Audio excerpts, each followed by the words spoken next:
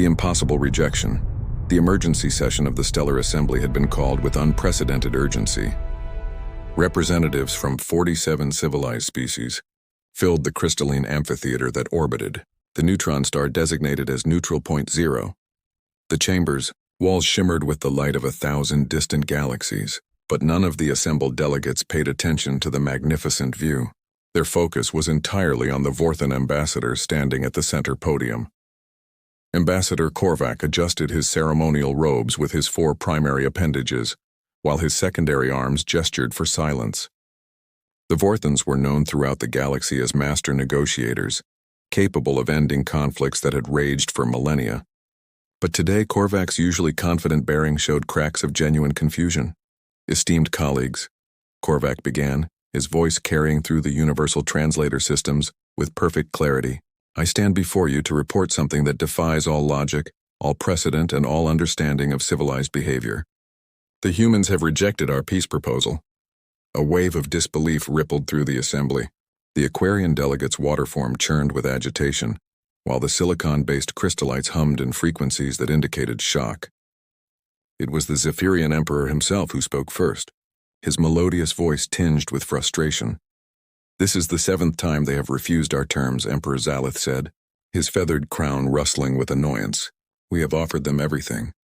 Half of the disputed sectors, reparations for the initial misunderstanding that started this conflict, even seats on the Galactic Trade Council. What more could they possibly want?" Korvac accessed his neural implant and projected a holographic timeline into the center of the chamber. The display showed the progression of what historians were already calling the Terran Resistance War. It had begun 3 standard years ago when a Zephyrian exploration fleet had mistakenly identified Earth's colony ships as automated mining drones and destroyed them.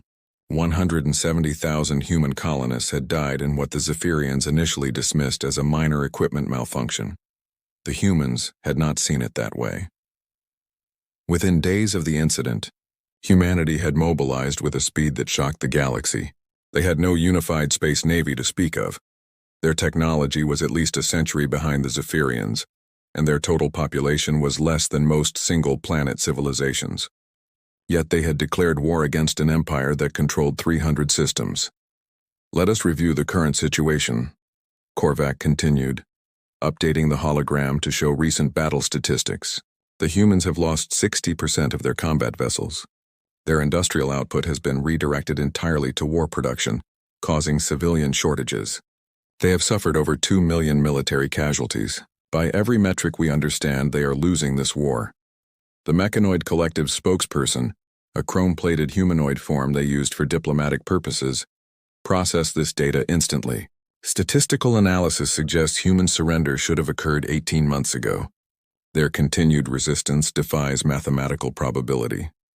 "Perhaps," suggested the elder from the Etherian Confederation, her ghostly form flickering with thought patterns, "they simply do not understand the terms we are offering. Are we certain our translation matrices are functioning correctly?" Korvac's main eyes blinked slowly, a sign of deep patience among his people. "We have verified the translations 47 times. We have even learned their primary languages and delivered the terms directly. They understand perfectly. They simply keep saying no." The chamber fell silent as each species processed this information through their own cultural understanding. War, in the civilized galaxy, followed predictable patterns. You calculated resources, measured advantages, and when the cost exceeded the benefit, you negotiated. It was efficient. It was logical. It was how spacefaring civilizations survived the vast emptiness between stars. A sudden chime indicated someone was requesting entry to the chamber. The security system identified the visitor as human ambassador Elena Vasquez, humanity's representative to the Stellar Assembly. She had been notably absent from recent sessions, recalled to Earth when the war began. "Grant her entry," Emperor Zalith commanded, his voice carrying an edge of hope. "Perhaps she brings word of humanity's acceptance." The massive doors dissolved into light and Elena Vasquez walked into the chamber. She was small by galactic standards, barely 2 meters tall. With the bilateral symmetry common to her species, she wore a simple black uniform with no ornamentation except for a small pin on her collar, a blue and green sphere that represented Earth. Every Sensor in the room focused on her as she walked to the secondary podium reserved for addressing the assembly. She looked tired, Korvac noticed. Humans showed exhaustion in the darkening beneath their optical organs and the slight slump of their shoulders, but there was something else in her bearing, something that made several predator-evolved species in the room shift uncomfortably. Ambassador Vasquez, Emperor Zalith began formally. "We are pleased you have joined us. We were just discussing humanity's response to our latest peace proposal. Perhaps you can explain your people's position?" Elena looked around the room slowly, making eye contact with as many delegates as her biology allowed. When she spoke, her voice was calm but carried an undertone that the universal translators struggled to define. The closest approximation was resolved fury. "Distinguished delegates," she began, "I am here to explain why humanity has rejected your proposal, and why we will reject any proposal that does not include the complete and unconditional surrender of the Zephyrian Empire." The chamber erupted in chaos. Several species made sounds of disbelief, others of outrage. The Zephyrian Emperor's feathers stood on end, a clear threat display. But Elena simply stood there, waiting for the noise to subside. Korvac raised all 6 of his arms for silence. "Ambassador, surely you understand the impossibility of what you're suggesting. The Zephyrian Empire commands fleets that outnumber your entire navy 10 to 1. They have weapons that could crack your homeworld like an egg. You are in no position to demand their surrender." "You're right," Elena said simply. "By every logical measure, we should have surrendered already. We should have accepted your first offer, or your second, or any of the others. But you're making a fundamental error in your calculations." She activated her own holographic projector, showing an image that none of the assembled aliens recognized. It was a bridge, ancient by human standards, made of stone and spanning a river. The image was grainy, clearly taken with primitive technology. "This is the bridge at Thermopylae," Elena explained. 2,500 years ago, 300 of our warriors held this position against an army of hundreds of thousands. They knew they would die. They knew they could not win. They held anyway. The image changed to show other scenes from human history. Outnumbered defenders standing firm. Desperate last stands. Hopeless charges into certain death. "You think war is about mathematics," Elena continued. "You think it's about resources and advantages and acceptable losses. But humans learned something long ago that you haven't figured out yet. Sometimes the cost of peace is higher than the cost of war." The Etherian elder floated forward slightly. "You speak in riddles, young one. How can peace cost more than death?" Elena's expression hardened. 170,000 colonists, families, children, artists, scientists, dreamers. They were heading to build new homes among the stars when the Zephyrians destroyed them.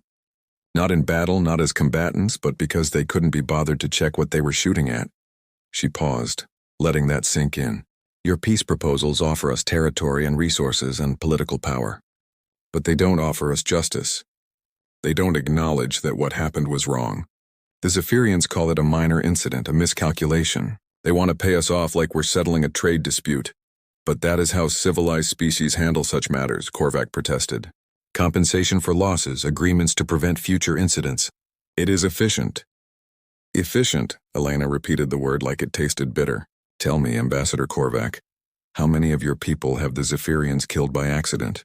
How many crystallite generation ships have they destroyed through miscalculation? How many Aquarian nursery worlds have they obliterated through minor incidents?" The silence that followed was answer enough. "None," Elena said, "because they're careful with species they respect. They check their targets when dealing with civilizations they consider equals." "But humans?" "We were just another minor species, barely worth noting. That's why they didn't check. That's why our people died." She brought up new images. Human ships being repaired in makeshift shipyards, civilians working in weapons factories, young humans barely past adolescence training for combat. Every one of these people knows we're outnumbered. Everyone knows we're outgunned. Everyone knows we will probably lose. But they also know that if we accept your peace, if we let the galaxy think that human lives can be destroyed without consequence, then we will never be safe among the stars. The next time someone wants our colony world, they'll just take it. The next time we're in the way, we'll be swept aside. Emperor Zalith's voice carried a note of incredulity. "So you would see your entire species destroyed rather than accept generous terms?" Elena turned to face him directly. "We would rather die on our feet than live on our knees. And every human who falls in battle becomes one more reason for the rest to keep fighting. You think our losses weaken us, but you're wrong. They make us stronger, angrier, more determined. She looked back at the broader assembly. You want to know why we keep saying no? Because we're not fighting for territory or resources or political power. We're fighting for the right to exist as equals in this galaxy. We're fighting to ensure that no one ever again thinks human lives are expendable. The projection changed one more time, showing the current battlefield. Human ships battered and outnumbered, still holding their lines, still fighting. We will accept peace, Elena concluded. When the Zephyrian Empire acknowledges that what they did was not a minor incident, but a crime, when they accept responsibility, when they agree to reforms that ensure it never happens again to anyone, until then every human knows their duty. We hold the line. We make them pay for every inch of space. We show the galaxy that humans are not prey. The price of victory. Ambassador Korvac found himself aboard the human battleship Resilience 3 days after Elena Vasquez's speech to the Stellar Assembly. The Zephyrian Emperor had finally agreed to allow neutral observers to witness what he called the futile last gasps of human resistance. Korvac suspected Xylith wanted the galaxy to see the destruction of humanity as a warning to other minor species who might consider defiance. The human vessel was nothing like the elegant ships of the older civilizations. It was all harsh angles and armor plating, function over form. Scars from dozens of battles marked its hull.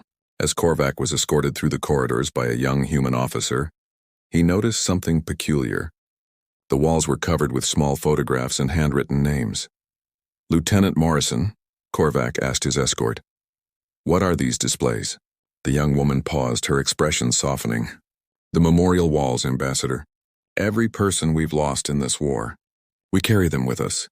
Korvac studied the images more closely. Each one showed a human face, and beneath it, basic information. Name, age, homeworld, and role. His mathematical mind automatically began calculating. If these walls extended throughout the ship, if every vessel had similar memorials, the psychological burden must be overwhelming. Does this not demoralize your crew? He asked carefully. Morrison's jaw tightened. No, sir. It reminds us why we fight. They reached the bridge where Admiral Chen Wei waited. He was older than most humans Korvac had encountered.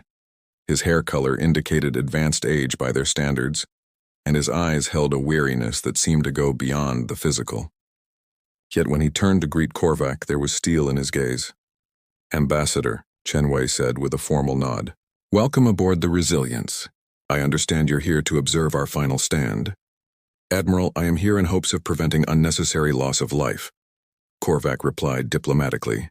The Zephyrian fleet outnumbers you 30-1. Their dreadnoughts could destroy your entire task force in minutes. Surely you must see the futility of continued resistance? Chen Wei smiled, an expression that didn't reach his eyes.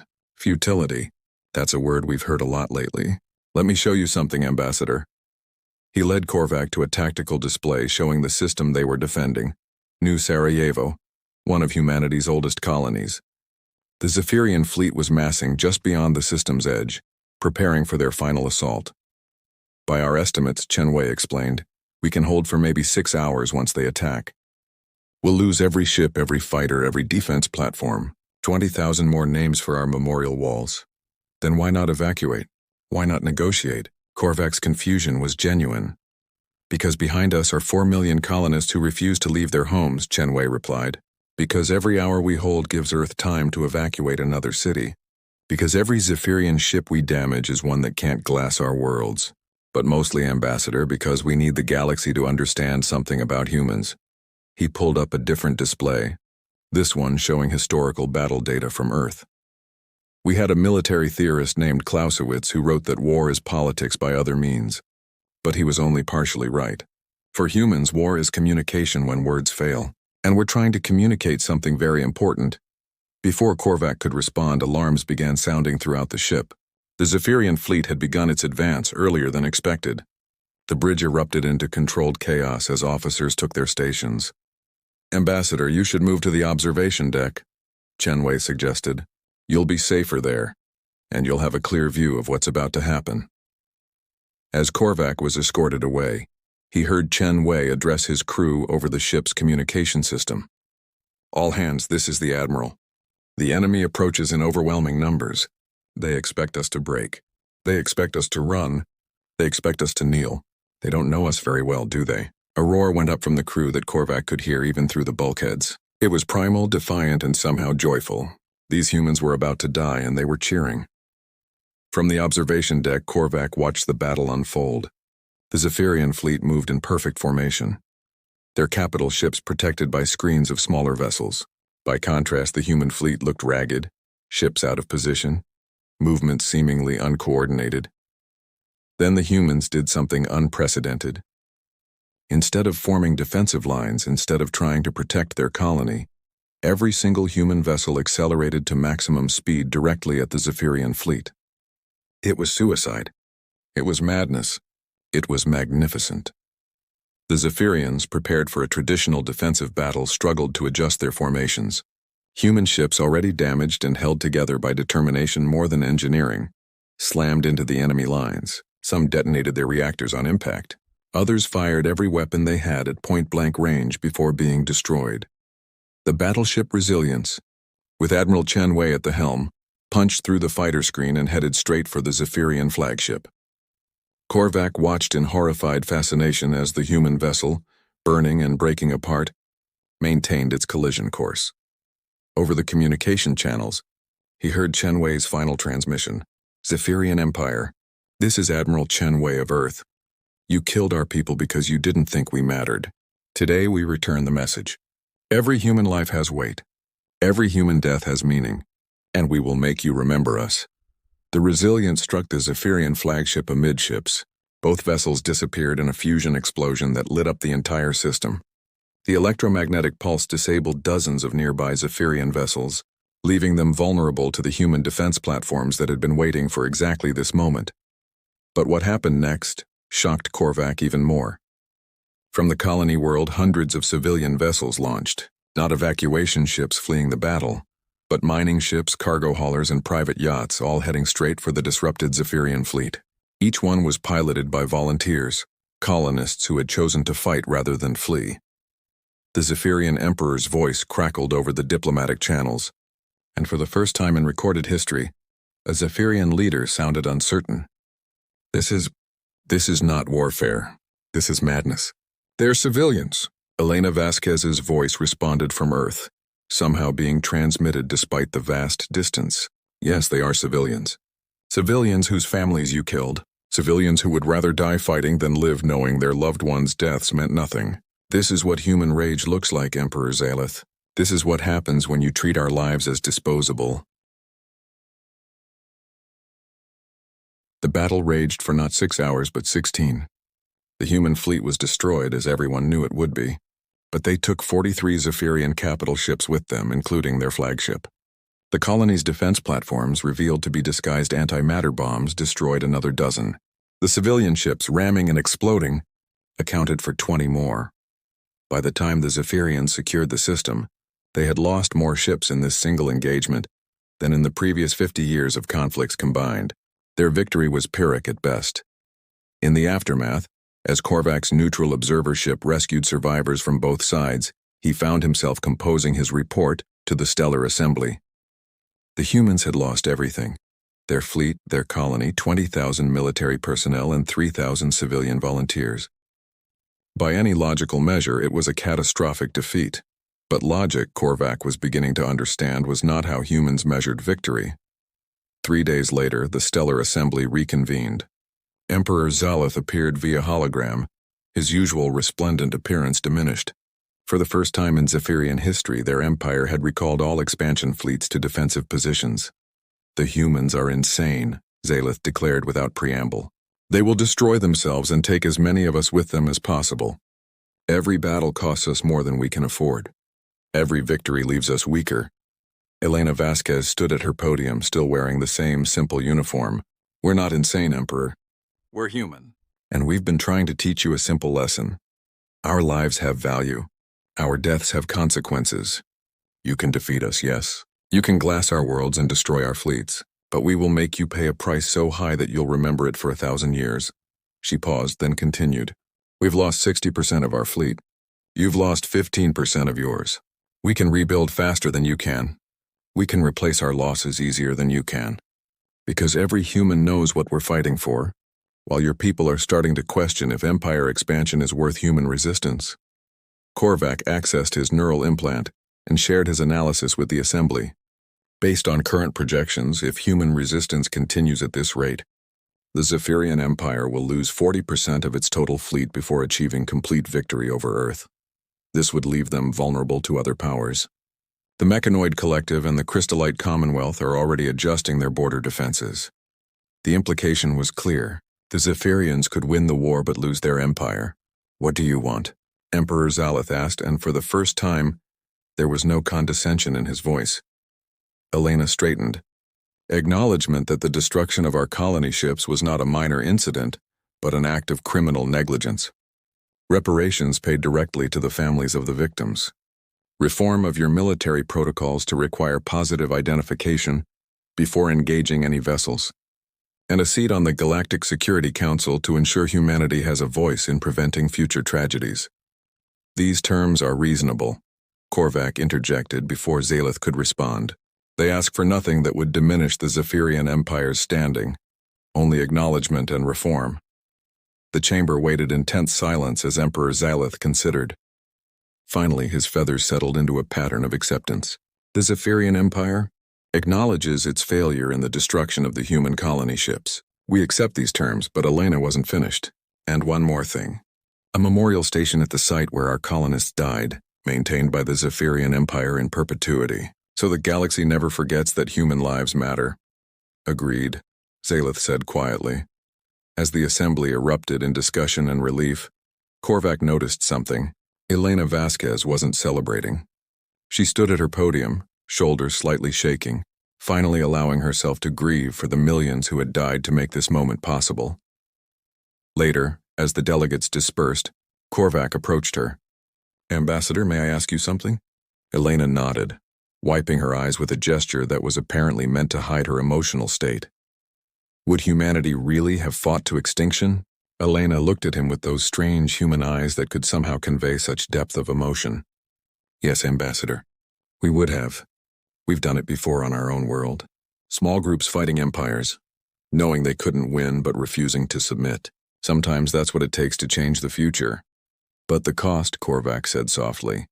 "Freedom is never free," Elena replied. "Peace without justice is just oppression with better marketing."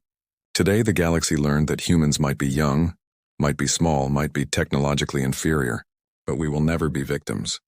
We will never be expendable, and anyone who treats us as such will learn what 3 million years of evolution on a death world creates. She paused at the door. "You know what the strangest part is, Ambassador? We don't want to fight. We want to explore, to learn, to make friends among the stars. But we learned long ago that sometimes you have to fight for the right to live in peace. Today we earned that right." As Korvac watched her leave, he thought about his report to the Stellar Assembly. The galaxy had learned an important lesson about humanity. They were not warlike by choice but by necessity. They did not fight for conquest but for principle. And they possessed something that transcended logic, something that made them dangerous and valuable in equal measure. The willingness to sacrifice everything for what they believed was right. The war was over. But Korvac suspected humanity's real impact on the galaxy had just begun.